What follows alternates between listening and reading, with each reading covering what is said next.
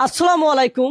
এই যে আমাদের বাংলাদেশে দেশ স্বাধীন হওয়ার পর থেকে বাংলাদেশে আস প্রতি 5 বছর এবং নির্বাচন আসে, সরকারি নির্বাচন এবং মেম্বার চেয়ারম্যান থেকে নির্বাচন আসে।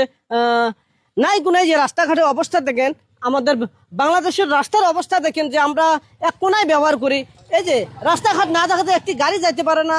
এবং আমার বন্ধু ঢাকা থেকে আসলো, এই যে দেখেন এই দুর্ঘটনাতে আমার চরাঞ্চলে এখানে কোনো যে মেম্বার হচ্ছে, কোনো চেয়ারম্যান হচ্ছে, এইসব কোনো উদ্যোগ নেওয়া হয় না। এবং আমাদের কুড়িগ্রামে এমপি আছে এবং নতুন সরকার আছে, ইত্যাদি ইত্যাদি কোনো ব্যবস্থা পর্যন্ত নেয় না। আমি অতি তাড়াতাড়ি চাই ঈদের আগে যদি এগুলো কার্যক্রম যদি না করা হয়, তাহলে আমরা যে ঢাকায় অনেক মানুষ আছে চাকরি করে, অনেক আছে ইত্যাদি ইত্যাদি, তারা কিভাবে বসবাস করে হাঁটবে, যাবে, অনেক খারাপ লাগবে মন। আসলে কেউ এইসব উল্লেখ করে ধরে না, শুধু আমি তাজু ভাই উল্লেখ করি। আমি চাই এটা নতুন এমপি, নতুন সরকার এবং স্থানীয় যে মেম্বার আছে, স্থানীয় চেয়ারম্যান আছে, অতি তাড়াতাড়ি এইসব কাজের উদ্যোগ নেওয়া উচিত, এটাই আমি চাই।